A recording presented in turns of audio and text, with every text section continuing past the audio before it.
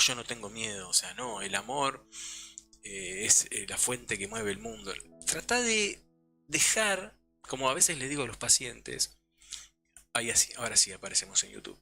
Trata de dejar que decante, date un tiempito, escúchalo, deja que esto te resuene en la cabeza, no lo tomes muy a la ligera, no dejes que lo primero que te va a decir este hombre te perturbe y tengas que responderle ya.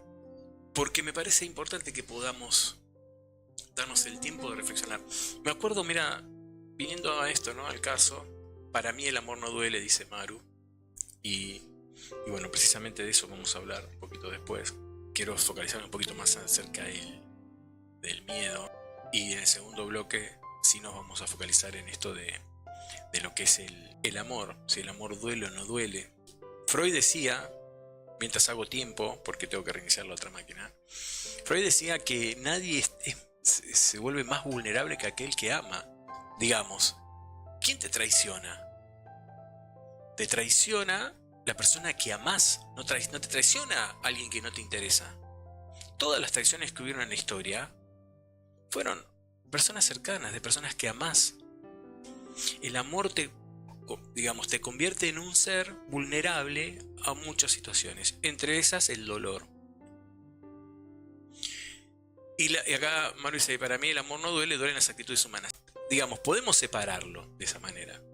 Da decirle a un papá que no le alcanza para comer a sus hijos, que ama, que no les puede dar de comer, si no le duele el amar a sus hijos. Vos me podés decir, le duele no tener plata, pero no te duele no tener plata, te duele ver el sufrimiento de las personas que amás. Una vez cuando yo fui papá, me decían, es lo más maravilloso que te puede pasar ser padre. Y yo les contestaba, en un punto sí, y en otro punto no. Porque también, digamos, si a mí me pasa algo, listo, me pasa algo y está todo bien.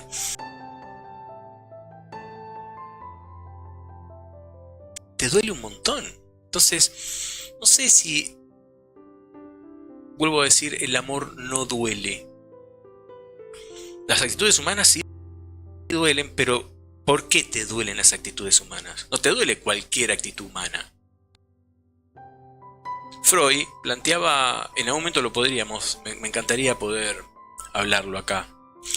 Él en un momento critica, Freud, esta máxima cristiana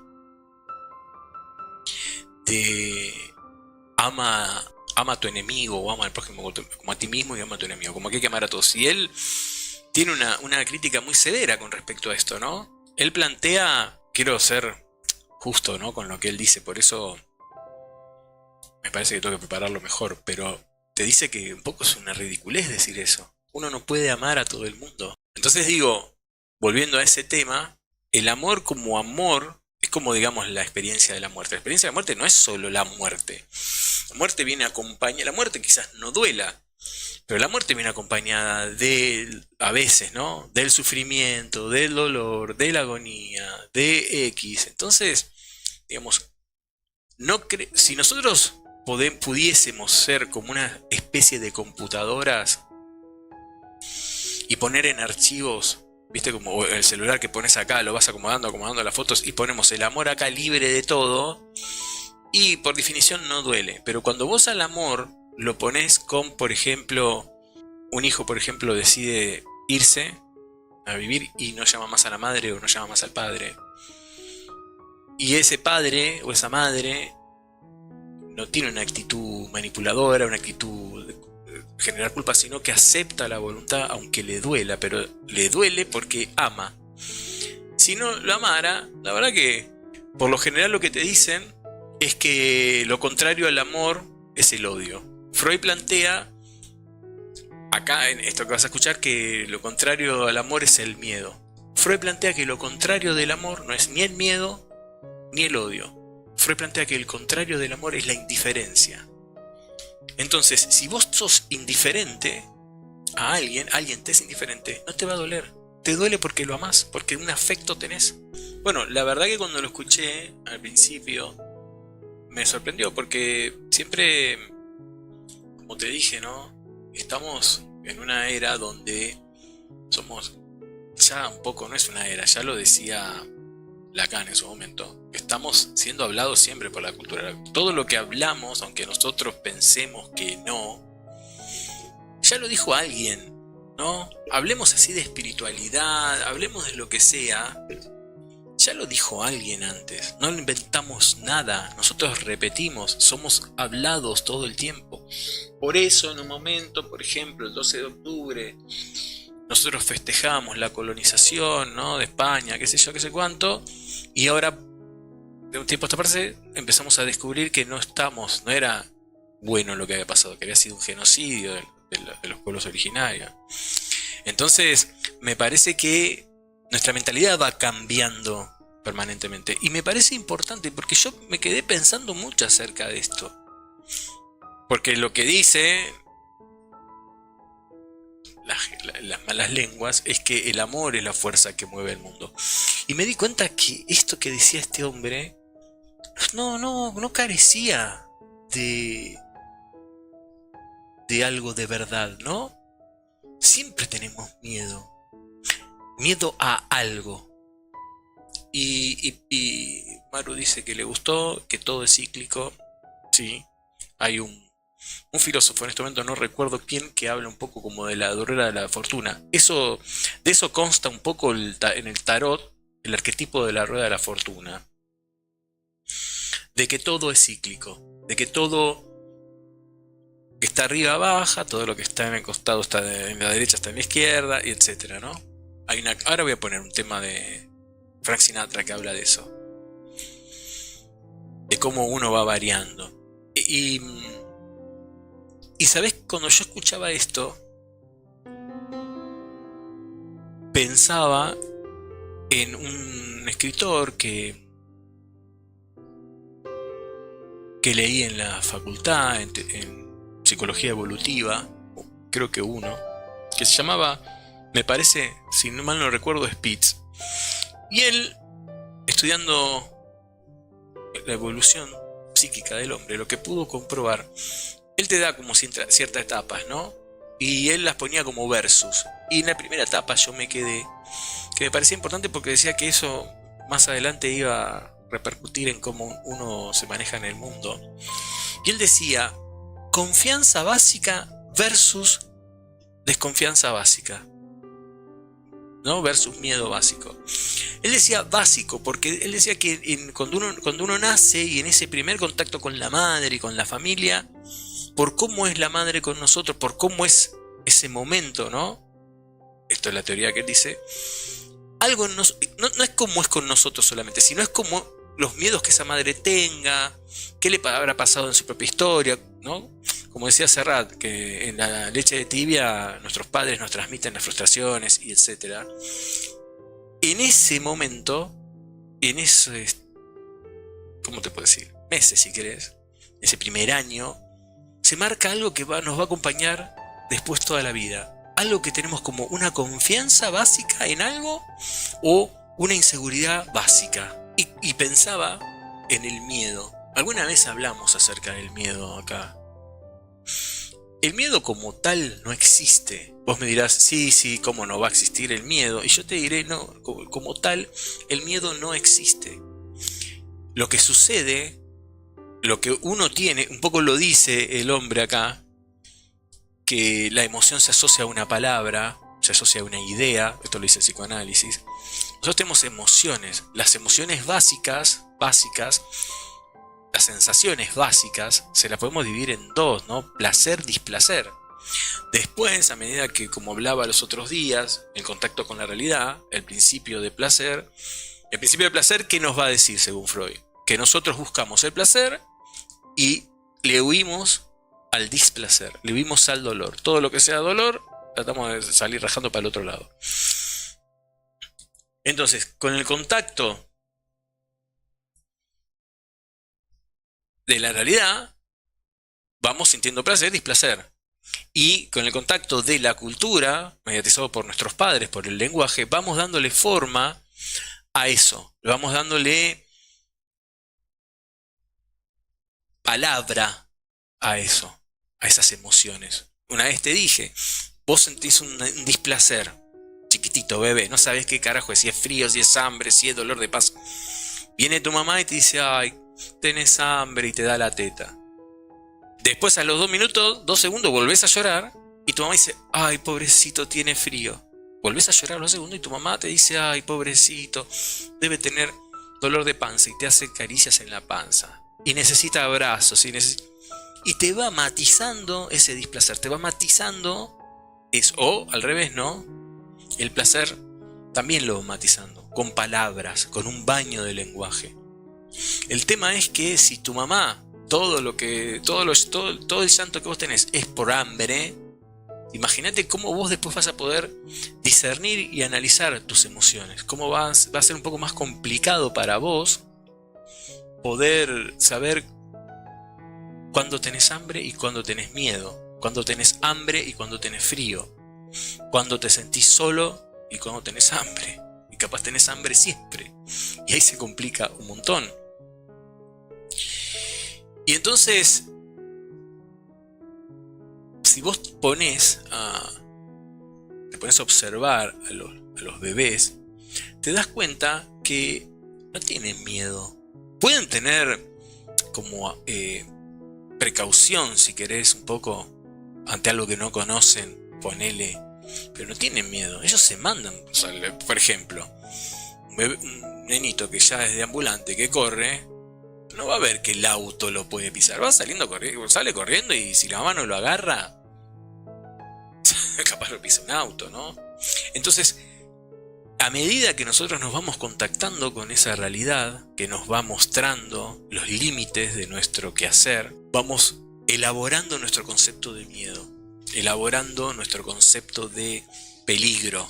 A esto sumale cuán temerosos hayan sido en tu familia. Bucay decía que a veces cuando los padres te dicen, vos ibas a bailar, tus padres te decían, cuídate por favor, abrigate por favor. Y vos salías como con culpa, ¿no? Porque si te pasaba algo, pobre, iban a sufrir. En vez de decirte pasala bien. En estos momentos, yo cuando trabajo con padres, con madres, es muy complicado, ¿no? Porque en un punto es cierto las cosas que están sucediendo, y en otro punto, si son por las cosas que están sucediendo, por los miedos que tienen los padres, esos hijos no salen nunca al mundo. Y en un momento hay que hacer, como diría mi abuela, de tripa corazón, y dejar que nuestra hija, nuestro hijo salga al mundo. Porque nosotros no somos eternos. Entonces, me parece importante que reflexionemos acerca de a qué le tenemos miedo. ¿Cuántas veces tenemos miedo? A veces,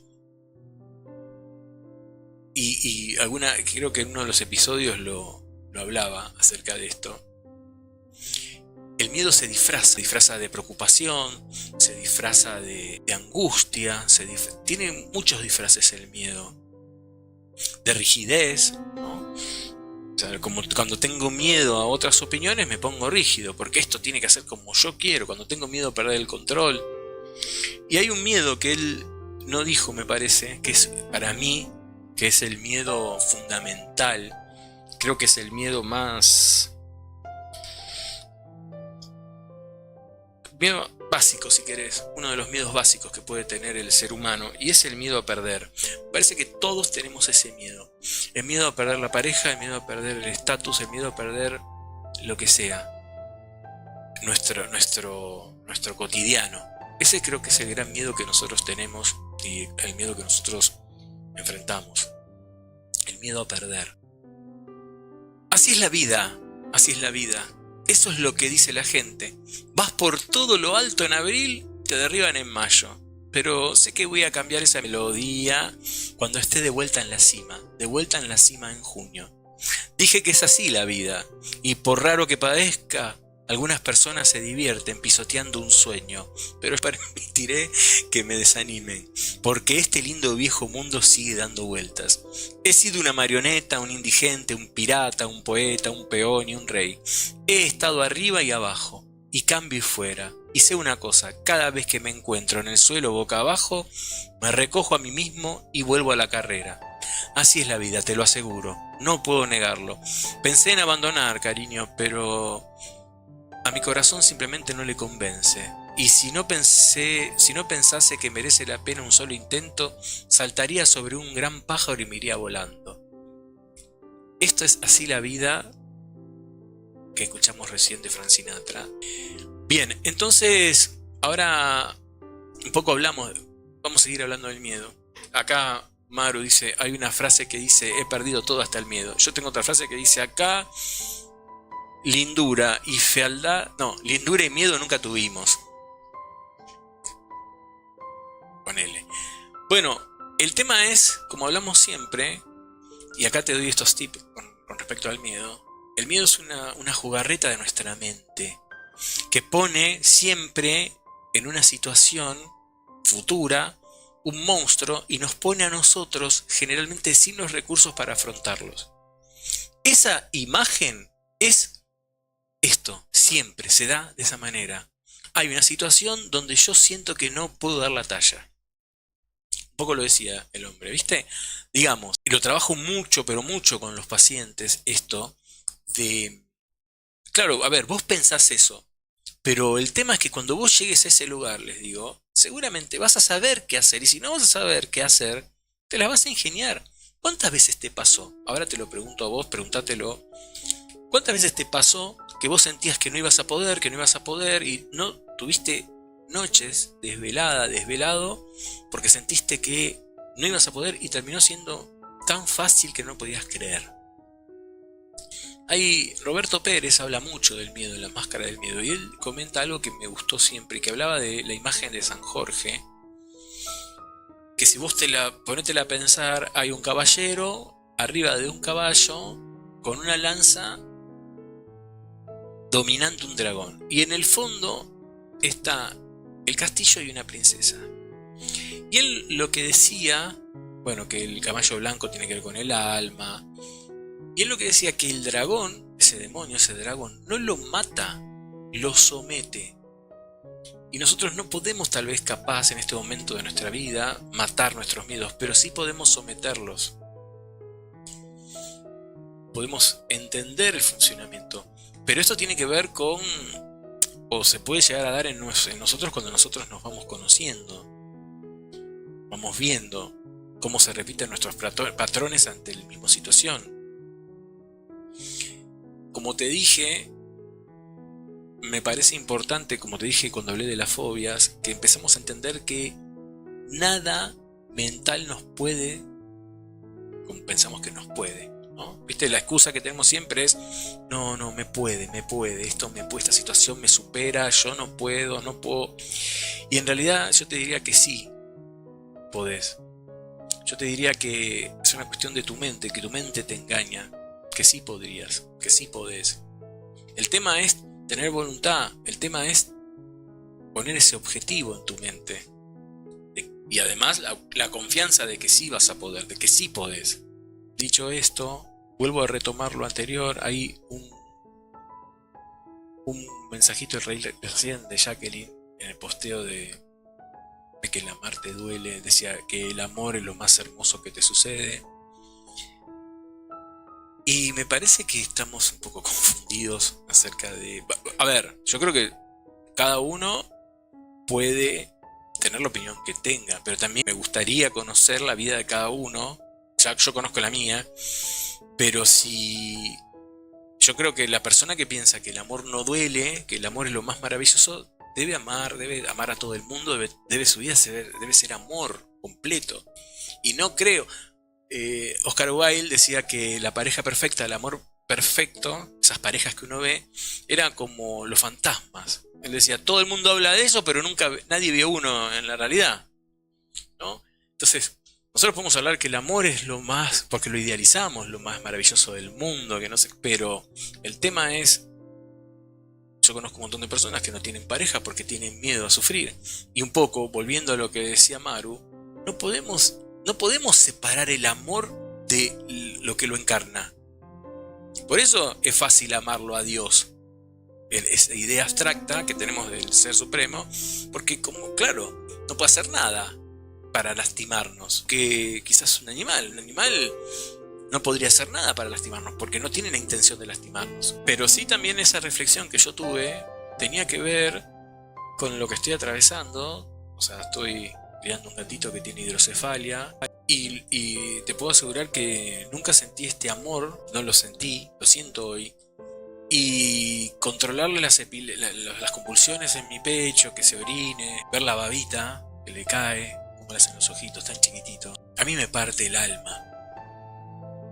Y me parte el alma porque lo amo, porque me ha pasado de cuidar otros animales que fueron, sí, ay, pobrecito, pero la verdad que no me genera esto que me genera, que me parte el alma verlo así.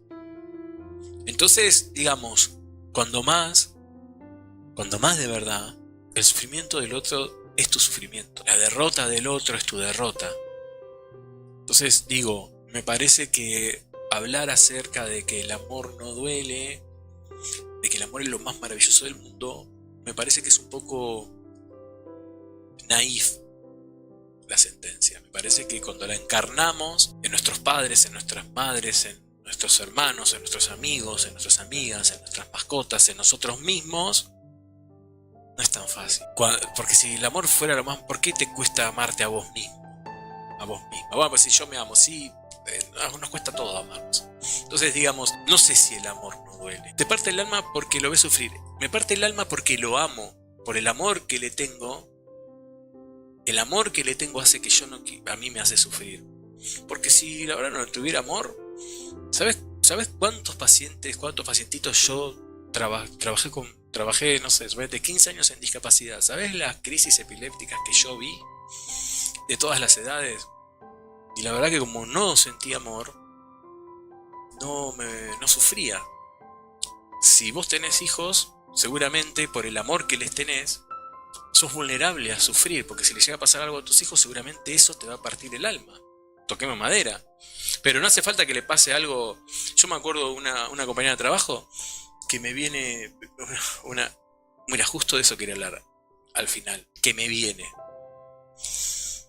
Para cerrar. Una compañera de trabajo que una vez, cuando trabajaba en el banco hipotecario, que me decía que la noche anterior estuvo llorando con su hija desconsoladamente porque su hija es adolescente y se peleó con su primer novio y ella llorando con su hija. ¿Por qué lloraba? Porque les sufría porque la amaba. Pero también yo lo que le decía era, bueno, a ver, si vos llorás siendo la madre por el primer novio, le estás dando un panorama feo, ¿no? Entonces vuelvo a decir, el amor nos hace susceptible a sufrir. Si no, todo el mundo se animaría a tener pareja, todo el mundo amaría... Vamos, digamos. Me parece importante que nosotros seamos coherentes con nosotros, porque si no vamos por la vida pensando una cosa y haciendo otra. Vamos pensando, y te lo digo por mí mismo, que el amor es hermoso y no podemos amar porque nos da miedo. Y si algo te da miedo, algo hermoso, no sé si... O sea, las cosas hermosas a mí no me dan miedo. Entonces voy a decir, las acciones humanas te lastiman. Te lastiman porque las amo. Entonces el amor no es una cosa abstracta que no está enganchado en algo de la materia, ¿verdad? Entonces, bueno, me parece que esto es importante que lo podamos tener en claro. Amamos a padres, a hijos, a mascotas, a nosotros mismos y todas esas situaciones que amamos, personas, objetos, generan fricción, generan dolor. Pero bueno, esta es mi manera de pensar, estoy convencido igual. Pero bueno, el tema es este. Es importante que no nos quedemos con la definición que tenemos de nuestra infancia, la definición que tenemos de nuestra crianza, de la sociedad acerca de lo que es el amor. Porque a veces pasa esto, ¿no? A veces pasa que en la teoría todos sabemos todo, pero en la práctica nos va para atrás. Y si querés, yo puedo acceder a esto que vos decís, que no estoy diciéndole a nadie en particular, de que el amor es maravilloso, pero nosotros, los humanos, con nuestro ego, no podemos entender lo que es. Digamos, porque estamos traspasados por pasiones, ¿no? El amor, por ejemplo, hay filósofos que lo plantean como que no es una emoción el amor, sino es una pasión, porque las pasiones se padecen, no podemos amar, hay autores y autores, ¿no? Pero hay autores que dicen nosotros nos atraviesa el amor. Y de hecho, yo comparto un poco esto, ¿no? O sea, nosotros no, aunque podemos querer mucho, El otro día, las otras noches, puse una canción cantada por Luis Miguel, Inolvidable, ¿no? Hay amores que no pueden olvidarse, hay amores que te parten al medio, y no todos los amores fueron así, no todos los amores son así. ¿Y por qué será eso, no? Si el amor es tan maravilloso, sería una experiencia que la podríamos tener con cualquiera, y no se puede hacer con cualquiera, no se puede tener con cualquiera. Yo tuve un montón de mascotas y no sentí esto que siento por este ser en particular, que tiene que ver con mi vida, qué cosas le di, cómo luchó, cómo veo que lucha para seguir viviendo. Yo lo vi casi morirse agonizando 2 veces. Entonces digo, mi reflexión tiene que ver con esto. El amor es maravilloso, el amor, pero está mediatizado. Estamos en un mundo donde no sabemos lo que es el amor es de alta vibración, y para poder amar realmente tenemos que poder separarnos del ego, y no es tan fácil. Yo no, conozco gente que me dice, yo no tengo ego, yo lo tengo trabajado, ¿viste? Y ya decir yo no tengo ego ya es tener ego. El ego es necesario para estar en este plano. El ego, mi nombre, quién soy, quién siento que soy. Un poco esta teoría de la reencarnación, no, de la reencarnación, de la resucitación, un poco plantea esto del ego, ¿no? Porque yo reencarno. Yo no voy a... Por ejemplo, a ver, si vos crees en la reencarnación, decime cómo haces para creer, si vos crees en la reencarnación, cómo crees que tu papá te viene a visitar. Ya habrá reencarnado en otra persona. Aparte, si reencarnó, ya no es tu papá. O sea, si yo vengo de una reencarnación anterior, ya no soy Cristian en el anterior, tengo otro nombre. La disolución del ego, la disolución del yo, nos perturba mucho. Entonces, hoy, más que nada, y con esto me quiero despedir con este cuentito que te voy a leer ahora. Me gustaría que podamos reflexionar acerca de con qué nos estamos mintiendo. Con qué, yo creo que con que el amor es maravilloso, que el amor no duele, creo que en un punto nos estamos auto engañando, por lo menos en este plano, porque el amor, amar duele porque crecer duele, porque saber, porque darme cuenta que me equivoqué con la persona que amo y la lastimé, me duele. Pero me duele porque la amo, porque si no la amo, si estuviera en la facultad y me equivoqué estudiando, no me pasa nada, listo, está bien. Entonces, el amor nos genera todas estas cuestiones por cuestiones del ego. Quiero contarte un cuentito que me pareció importante para terminar hoy. Este es un cuentito que se llama La fealdad que señala nuestro dedo. Un poco tiene que ver con esto que te decía acerca de... Si querés resumir, hoy hablamos del miedo, del amor, y hablamos de lo que creemos y de cómo pensamos y nos autoengañamos con verdades. El amor es esto, el miedo es esto, yo no tengo miedo. Y para terminar me parece que es bueno esto de este cuentito. A ver, te voy a poner un fondo de pantalla que me encanta. Aunque le arranques los pétalos, no quitarás su belleza a la flor. Eso lo dijo Tagore. Me recuerda al cuento del pueblo de los feos, apuntó Felipe. ¿Cuál es?, preguntó el tutor. Había un pueblo donde todo el mundo era muy feo, pero no había ningún espejo. Unos se burlaban de los otros a sus espaldas sobre este o el aspecto del otro, y esto que los afeaba. Un día llegó un buhonero al pueblo y, descubriendo la necesidad que había de ver la realidad, se propuso que en el siguiente viaje que hiciese traería espejos para vendérselo a la gente. Cuando regresó, fue casa por casa y les dijo: te traigo solo para ti un objeto que te permitirá verte tal como eres. Así podés mejorar tu imagen. Te podrás peinar, maquillar o afeitar, dependiendo del caso, y sin duda serás más guapo o más guapo. Los habitantes del pueblo le miraban un poco perplejos, porque todos se creían guapos, pero al ver el espejo se quedaron horrorizados. ¿Era posible que fueran tan feos? Ese objeto diabólico debía deformar la imagen, sin duda. Resulta que, bueno, todos iban horrorizados, entonces se fueron a quejar a este buhonero, a este vendedor, y lo querían linchar un poco. Entonces, cuando se ven agolpados todos a la puerta del carromato de este tipo, nadie se animaba a decir que se había visto feo. Entonces lo que decían era que él les había vendido una sartén que no tenía teflón, que les había vendido un celular sin crédito, que no le andaba la batería. Bueno, nada, casi lo lichan, se tuvo que ir del pueblo. Cuando se está yendo del pueblo, aparece otro buhonero. Y entonces dice, ¿qué te pasó que estás así tan mal? Mirá, lo que pasa es que yo vi que eran todos feos y todo el mundo se quejaba de lo feo que era el otro, que decidí venderles espejos. Pero claro, nadie quiso ver su fealdad. Y me pasó esto. Astutamente lo que hace este otro vendedor es ir y conseguir fotos de personas muy esbeltas de otro pueblo y enmarcarlas. Entonces lo que hizo es volver al pueblo y les empezó a vender este espejo que los mostraba tal y como eran. Claro, cuando estas personas ven que se reflejaba su imagen con lo que pensaba, se pusieron muy contentas, ¿no? Y entonces lo llenaron de oro a este hombre, porque eran lo que ellos querían ver. Y lo que no veían, que había una frase que había puesto este buhonero en cada uno de los falsos espejos. Y la frase era la siguiente: casi nadie quiere que se le muestre su fealdad, aunque esta verdad pueda hacerles mejorar. Prefieren las mentiras que coinciden con sus deseos.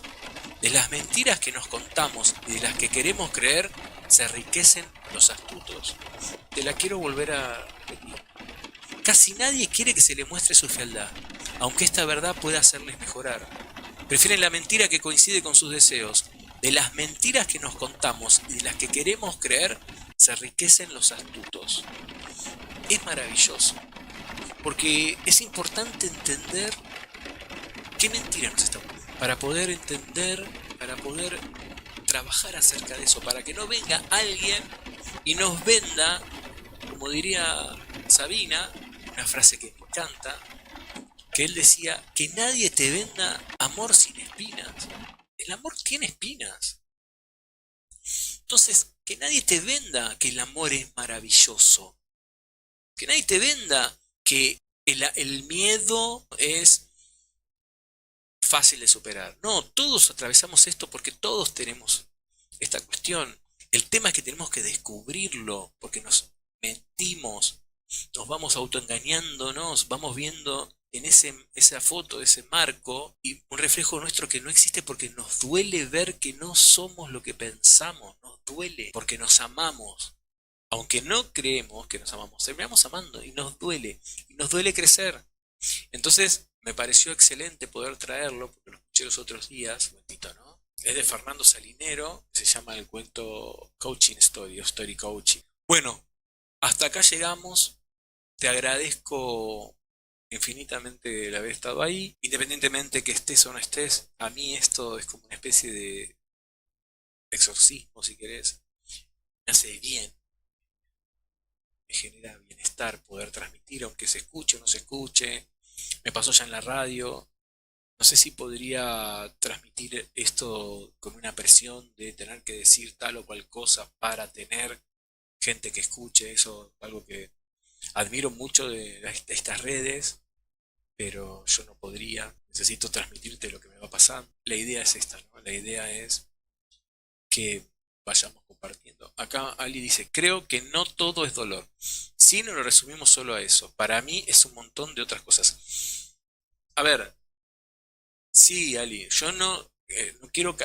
Lo que yo decía era que amarte duele, pero obviamente que el amor no es solo el dolor, porque también te lleva a las alturas, como te decía hace un ratito, cuando ves que tu hijo tuvo una buena nota o cuando ves que tu hijo está feliz. No es solo eso, pero sí me parece que no podemos, por lo menos la visión que yo no creo que todo sea dolor. Sé discernir y separar lo que es el amor y lo que es el dolor. Lo que sí me parece que amar es una experiencia que tiene sus cosas, no es solo el placer.